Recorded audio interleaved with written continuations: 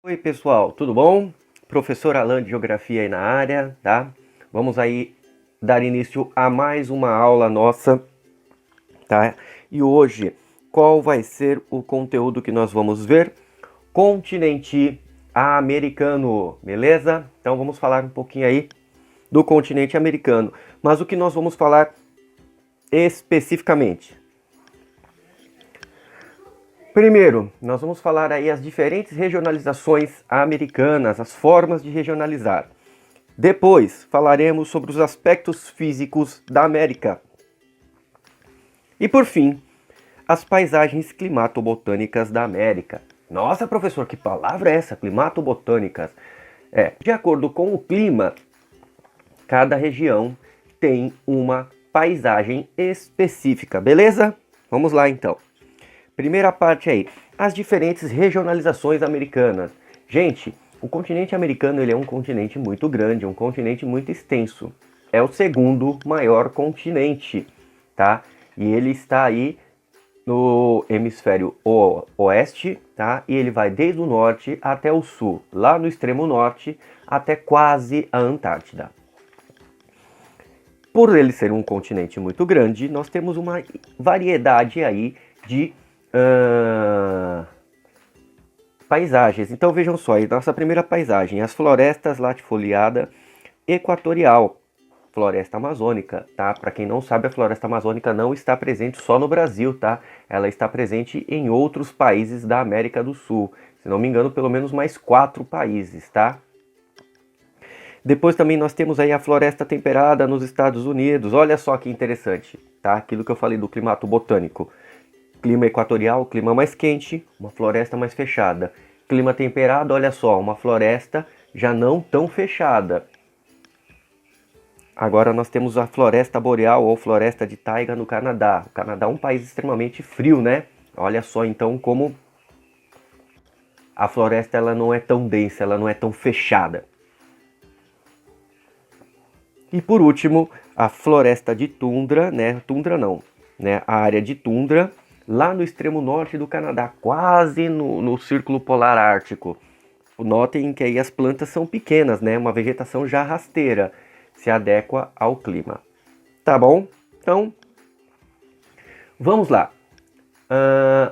As diferentes regionalizações americanas. Bem, quando a gente fala de regionalização, quando a gente fala regionalizar, lembra que o critério de regionalização tem a ver com separar e estabelecer critérios, tá? A gente vai separar e vai estabelecer critério. E o primeiro critério de regionalização que a gente trabalha na América é o critério físico, tá ok?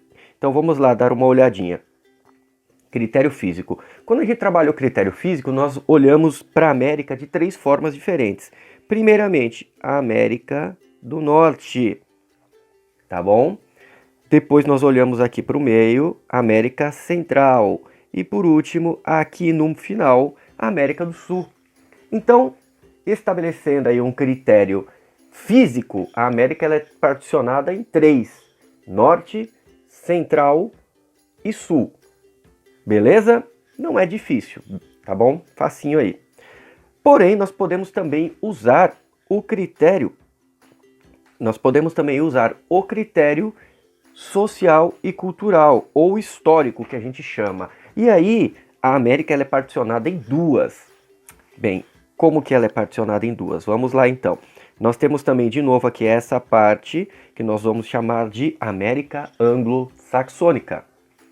A América Anglo-Saxônica, ela tem essa característica cultural por qual motivo? Esses países eles foram colonizados especificamente, né?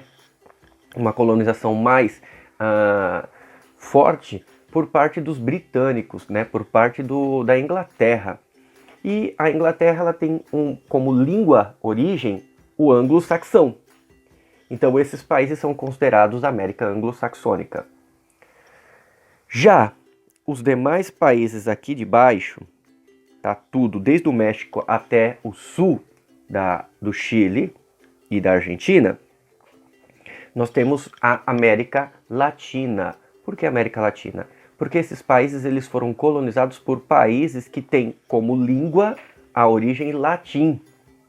Os países foram colonizados por Roma, tá? E Roma tem o seu tronco linguístico, o latim. Então nós falamos uma língua de derivação do latim. Por isso, América Latina. Tranquilinho, né, pessoal? Fácil isso. Beleza? Então, separação da América em duas. Vou apagar aqui só para a gente reforçar isso. Duas. Critério físico. Quando é critério físico, eu divido em três: norte, central e sul. Mas se for critério sociocultural ou histórico, aí nós vamos dividir em dois: América anglo-saxônica e América Latina. Beleza? Então vamos lá para a nossa próxima pauta. O continente americano ele é um continente muito grande, ele tem cerca de 42 milhões de quilômetros quadrados, é o segundo maior continente. Também ele está localizado totalmente no hemisfério ocidental do globo. O que é isso, hemisfério ocidental? Durante as minhas aulas presenciais com vocês, alunos, eu reforcei muito sobre isso, tá? As linhas imaginárias. Vamos lá relembrar de forma simples. Eu tenho uma linha que corta o planeta nesse sentido, uma linha principal chamada linha do Equador, e ela vai dividir o planeta em norte e sul. E eu tenho uma outra linha que corta o planeta nesse sentido, que vai dividir em leste e oeste. Lembram? Então, o continente americano, ele está aqui, ó, nesta região, totalmente a oeste. Beleza? Bem, a divisão política e administrativamente de alguns países, né, melhor dizendo, na América, nós temos aí 35 países independentes que têm uma divisão política e administrativa. Beleza? Olha aí só.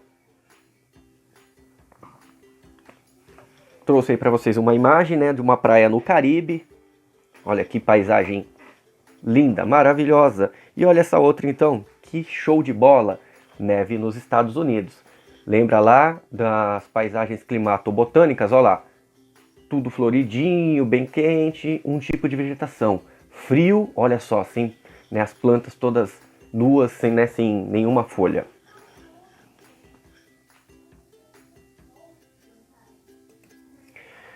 Vamos ver um pouquinho então o aspecto físico da América. Vamos falar um pouquinho do relevo da América, tá bom? Bem, eu trouxe esse mapa para vocês, tá? Aqui ele é um mapa da América completo, o relevo completo da América. E aí, deixa eu pegar minha caneta aqui. Na nossa legenda aqui, ó, tá? Tem uma legendinha. Esta legenda, ela indica o quê? Ela vai variar a tonalidade de cor, tá? Ela vai fazer uma variação gradual, do mais claro para o mais escuro. A parte mais clara ali indica 0 de altitude, ou seja, está no nível do mar. Depois eu subo para 200, 500 metros de altitude, 1000 metros de altitude e por último de 4 a mais 1000 metros, tá? De 4 mil metros de altitude ou superior a isso. Então, quanto mais claro são relevos mais baixos, quanto mais escuros são relevos mais altos, beleza? Então, vamos acompanhar aí, ó. Esse mapa não dá para acompanhar, então eu fiz um recorte dele. Peguei primeiro a parte do norte, né? A parte metade superior e depois a metade inferior. Vamos olhar a metade superior e analisar esse mapa. Olha lá. Então eu peguei aí partes da América e olha só que interessante que a gente vai acompanhar então aqui, tá? De cara a gente já pode notar que essa região aqui, olha só, essa região a oeste do continente americano, ela tem um relevo maior do que esta região a leste, tá? Oeste mais alto, leste mais baixo. Então olha só que interessante. Essa parte dessa região aqui, a maior parte dela é formação de cadeias montanhosas, rochosas. E aqui eu tenho uma maior parte de área de planícies. Beleza? Então aqui nessa região é o que a gente chama das planícies americanas, tá? Ali perto, onde, fica, se não me engano, fica o rio Missouri, o rio Mississippi. Já desse outro lado eu vou ter as montanhas rochosas. Tem várias cadeias, se vocês olharem aqui, ó, tem uma montanha, aqui tem outra, olha aqui no Alasca tem outra, tá? Então várias montanhas aí.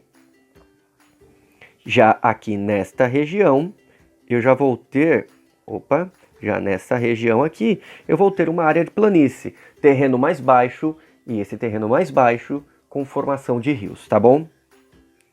Vamos aí para o nosso próximo slide. Agora eu vou pegar a parte inferior do mapa. O critério de análise é o mesmo, tá? É o mesmo mapa, só tô com a parte de baixo desse mapa. Então, quanto mais clara a cor, mais baixo o relevo. Quanto mais escura for a cor, maior é o meu relevo. Maior não, isso, mais alto é o meu relevo, maior é a altitude. Então vamos lá, vamos ver aí. Olha só, que interessante. Já de cara a gente batendo o olho, a gente pode observar que esta região também apresenta maiores altitudes. A parte oeste do continente apresenta maiores altitudes. Por que será que tem maiores altitudes? Nos próximos slides eu vou explicar para vocês, tá bom? A gente vai entender um pouquinho por que essa região oeste do continente tem maior altitude do que a parte leste. E olha que essa parte leste é uma parte mais baixa, certo? Um relevo mais baixo e com formação de planícies. Aí tem a parte aqui, nessa parte que tem o Brasil, né? O Planalto brasileiro, a planície amazônica, enfim. De um lado mais alto, do outro mais baixo. Então olha que interessante, o continente americano ele tem toda essa característica. A parte oeste ela é mais alta e a parte leste ela é mais baixa. Agora vai vir algumas informações técnicas aí para vocês, tá? Bem,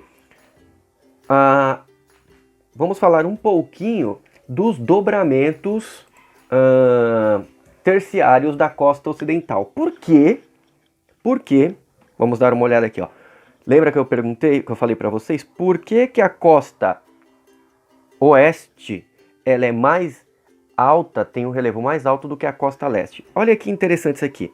Vocês devem já ter visto este mapa lá no 6º ano, quando a gente foi falar sobre placas tectônicas, sobre tectonia e movimento das placas. Então, vamos relembrar rapidamente esse mapa. Tem o planisfério, as linhas vermelhas vão indicar aonde estão as divisas das placas tectônicas e as linhas, as setas verdes, vão indicar para que sentido estas setas estão correndo, certo? Então olha só que interessante, de cara a gente já consegue observar aqui, ó, a parte leste do continente americano não tem área onde as placas estão em contato ou em afastamento, tá vendo aqui, ó? Não tem. Já a parte oeste, desculpa, olha aqui a parte oeste, ó. Olha só que interessante, olha que legal. Toda essa parte tem uma linha, uma área de contato. Então aqui na América do Sul, eu tenho a placa de Nazca, olha aqui, ó. Eu tenho a placa de Nazca correndo, indo de encontro com a placa sul-americana. Então aqui nesta região aqui, ó, que é uma região alta, que eu mostrei para vocês, existe muita atividade tectônica. Por isso que tem aquela cadeia de montanha. É um dobramento da área terciária. Eu até explico para os meus alunos. Há milhões de anos atrás, essas duas placas tectônicas bateram de uma forma tão grande que formou a Cordilheira dos Andes, tá? Que é uma das maiores montanhas aqui da América do Sul. Em contrapartida, olha aqui na América do Norte, aqui, ó, nesta região, mesma coisa. Eu tenho a placa norte-americana indo de encontro com a placa do Pacífico. Então ali sempre tem terremotos, tá? E é por ali que também tem, que vocês viram no mapa, as maiores altitudes. Então, olha que interessante. Por que essa porção tem? Por causa que aqui é uma área de contato de placas tectônicas, tá? Essas placas tectônicas sempre estão em contato e por isso tem essa formação da cadeia de montanhas nessa região. Interessante, né? Vamos lá para o nosso próximo slide. Vamos falar agora então de algumas informações técnicas do continente americano, tá? As planícies nas porções centrais, tá? Bem, as principais planícies encontradas no continente americano, quais são? A gente viu lá na América do Norte a planície central. Ela compõe um corredor de terras baixos que vão desde lá de cima do Oceano Glacial Ártico até o Golfo do México, tá? Então ela vem em sentido sul, ocupando terras do Canadá e dos Estados Unidos. Lá no Canadá, ela recebe o nome de Planícies Centrais Canadenses, tá? Nos Estados Unidos, elas formam as Planícies Centrais, que são cortadas pelos rios Missouri e o rio Mississippi. Até citei anteriormente para vocês esses dois rios, certo? Já aqui na América do Sul, a gente tem a planície amazônica. Ela é formada por terras localizadas no norte da América do Sul, voltadas para o Oceano Atlântico. Ela ocupa áreas da Venezuela, do Peru, da Bolívia, Colômbia, partes da Guiana, né, a Guiana Francesa e a Guiana, e o Brasil. Olha só que interessante, lembra que eu falei para vocês da floresta amazônica lá no meu primeiro slide? A floresta amazônica está presente em todos esses países aí, ó. Venezuela, Peru, Bolívia, Colômbia, nas Guianas e no Brasil, tá? Bem, já mais ao sul, a planície platina nós temos, né? Que ela é um conjunto de planícies sedimentares que estão localizadas lá no centro-sul da América do Sul, limitando-se mais ao oeste, tá? Lá no sopé, perto da Cordilheira dos Andes, tá? Essa área, ela abrange aí a Argentina, o Paraguai, o Uruguai e uma parte do sul do Brasil.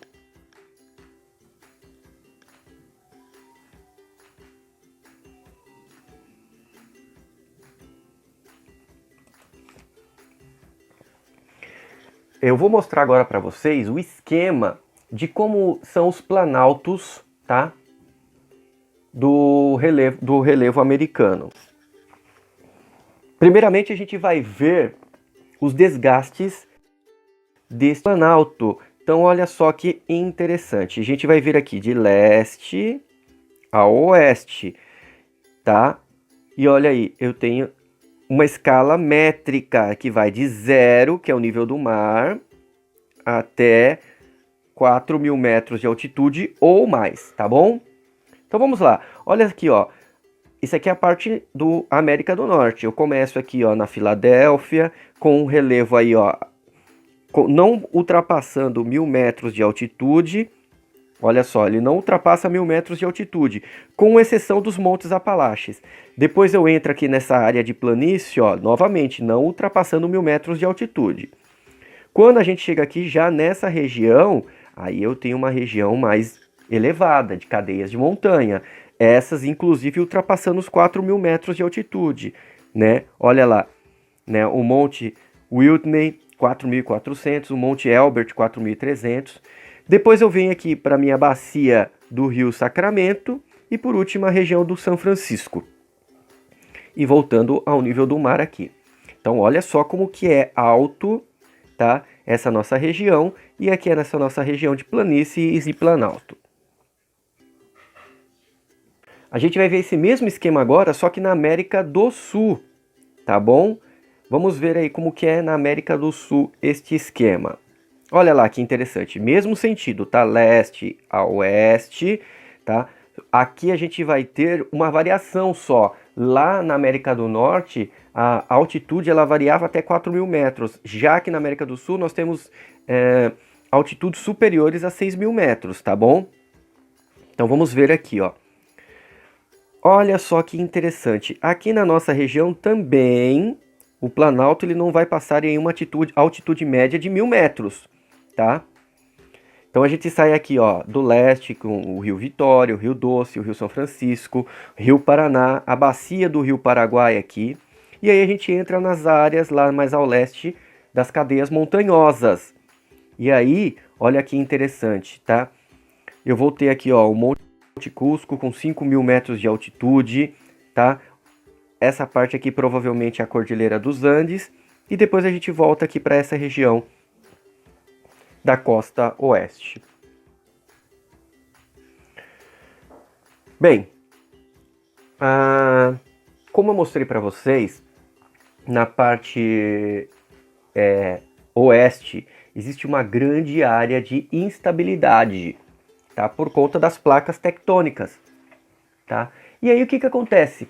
Países desenvolvidos, principalmente, né, os Estados Unidos, eles têm empresas, institutos que estudam como esses deslocamentos das placas funcionam. Por que eles estudam isso? O intuito deles é buscar quando que vai acontecer esses deslocamentos. Quando esse deslocamento acontecer, vai ter ou um tsunami, se for na parte oceânica, se for na parte continental, vai ter um terremoto. Mas se tiver um terremoto, o que vai acontecer? As pessoas vão morrer? É para isso que esses cientistas estudam, para minimizar os impactos. Como que eles conseguem fazer isso? Tá? Minimizar os impactos. Bem, eles fazem estudos e em alguns prédios, tá? Eles colocam esses pesos no topo do prédio, tá? Esses pesos vão fazer com que na hora que tenha o tremor, esse peso segure o prédio e ele não vibre tanto. Consequentemente, esse prédio não caia nem tenha tantas trincas, fissuras, tá bom? Outra coisa que eu sei que eles fazem é exatamente isso aqui, ó. Eles colocam amortecedores nas paredes dos prédios, tá? Esses amortecedores, como é, né, o nome, amortecedores, vão amortecer a vibração do prédio quando tiver um tremor. Então o prédio começa a tremer, esses amortecedores absorvem um pouco esse impacto, fazendo com que o prédio não trinque ou, consequentemente, não caia.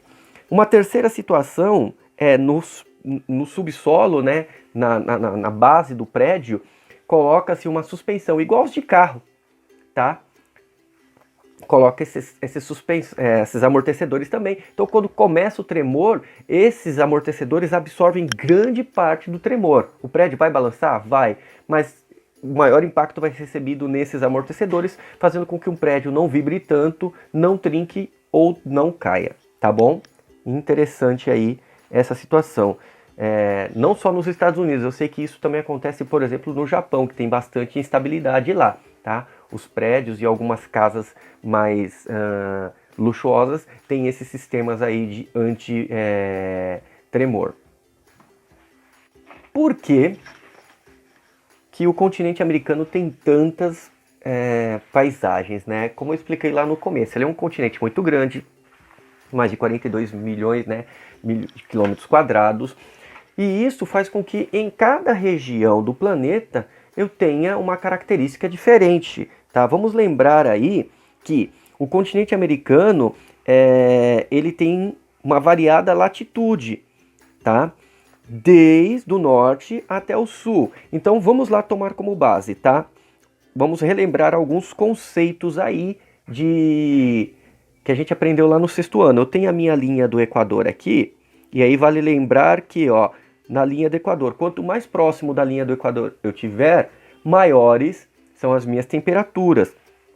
Quanto mais afastado da linha do Equador eu tiver, tá, menor vai ser a minha temperatura.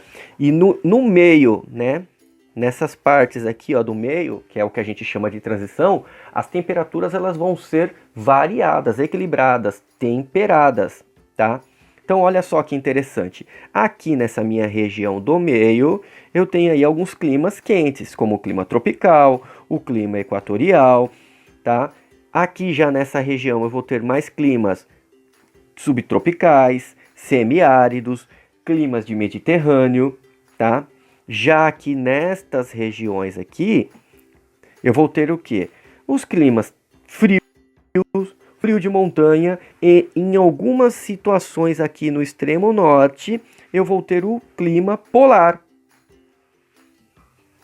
Tá? Lembrando das faixas climáticas, né? De novo, só para reforçar. Quente, temperado, frio. Quente, temperado e frio. E aí o que acontece? De acordo com o clima, tá, gente? Não, isso é fato. De acordo com o clima, de acordo com a latitude e com a longitude, tanto as espécies vegetais quanto as espécies animais vão se adaptar a esses climas, né? A gente vai ter, por exemplo, o urso polar só nos polos. Já na região temperada a gente não tem urso polar, não em forma natural. Você pode achar ele num zoológico, mas na natureza não. Na natureza você vai achar o urso pardo, o urso negro, mas o polar você só vai achar lá nos polos. Por quê? Porque ele se adaptou àquele clima, certo? Assim como outros animais que a gente tem também, né? A gente vai ter, por exemplo, alguns determinados tipos de onça aqui na região do Brasil que não vai ter lá no norte. Lá no norte a gente vai ter algum tipo de onça? Vai, mas é um tipo de onça adaptado àquele clima. Tá bom? Então as florestas, elas também se adaptam ao clima. Lembrando de novo, né? Lembrando de novo, né? Clima quente, clima temperado, clima frio. Temperado e frio, tá? Então, vamos olhar aí o nosso esquema. Olha lá, de novo, ó. Essas partes verdinhas aqui são são florestas equatoriais. Se vocês olharem o mapa anterior, vai ver que ali é um clima equatorial. Aqui, já nessa região aqui, ó, a gente vai ter a floresta boreal. Nessa região, se você pegar o mapa anterior, lá é um clima temperado. Agora aqui, se você pegar essa região, tundra. Se você pegar o mapa lá de clima, vai ser um clima polar, tá? Então a vegetação, ela vai se adaptar de acordo com o tipo de clima, tá? Então, paisagens climatobotânicas. As paisagens climatobotânicas da América. Então vocês viram aí, ó. No extremo norte tem o clima polar.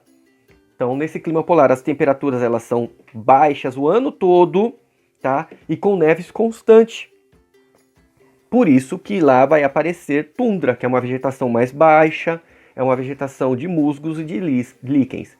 Quem quiser, dá uma olhada lá no primeiro slide de novo depois, volta lá no comecinho da aula, que tem lá uma imagem de vegetação de tundra.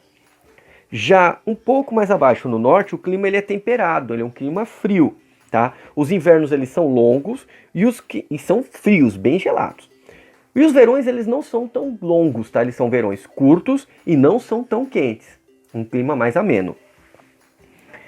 Já nessas áreas há uma predominância de florestas de coníferas, tá? A palavra conífera lembra cone. Floresta conífera é aquelas árvores que têm um formato triangular. É aquelas árvores que a gente costuma ver nos desenhos, nos filmes de Papai Noel, né? Um exemplo aqui no Brasil, a gente não tem floresta de conífera no Brasil, mas uma árvore que tem no Brasil que é muito parecida com as coníferas são os eucaliptos, tá? Se vocês prestarem atenção, ele tem esse formato de cone triangular, tá? Ele é a base dele embaixo ela é mais larga, né?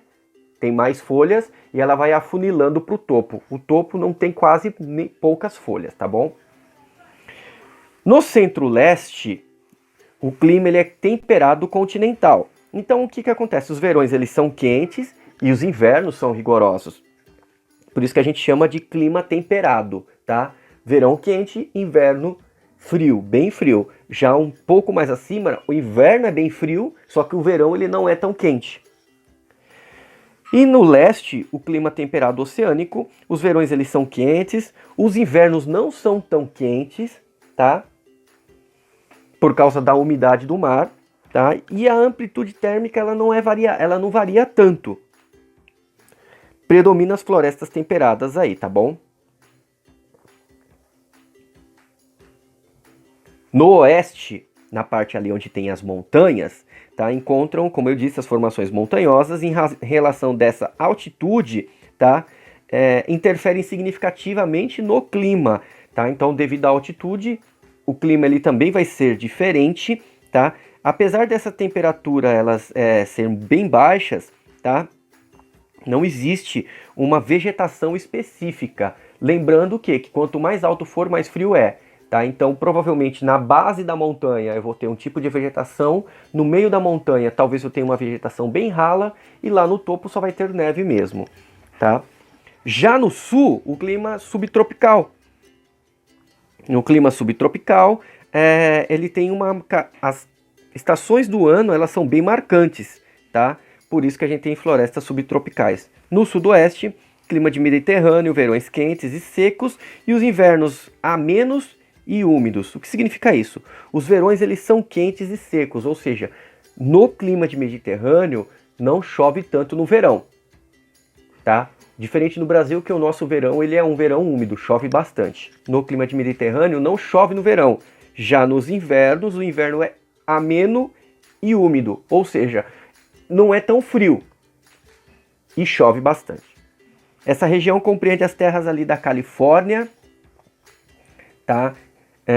E apresentam excelentes condições para o cultivo de uva. Pimpolhos em Pimpolhas, foi uma explicação breve, espero que vocês tenham entendido. Caso fique alguma dúvida, me procure, tá? Nos grupos, eu explico para vocês. Fiquem atentos às próximas aulas, tá? Dá um joinha aí quem estiver acompanhando pelo canal. E muito obrigado, até mais. Fui, tchau!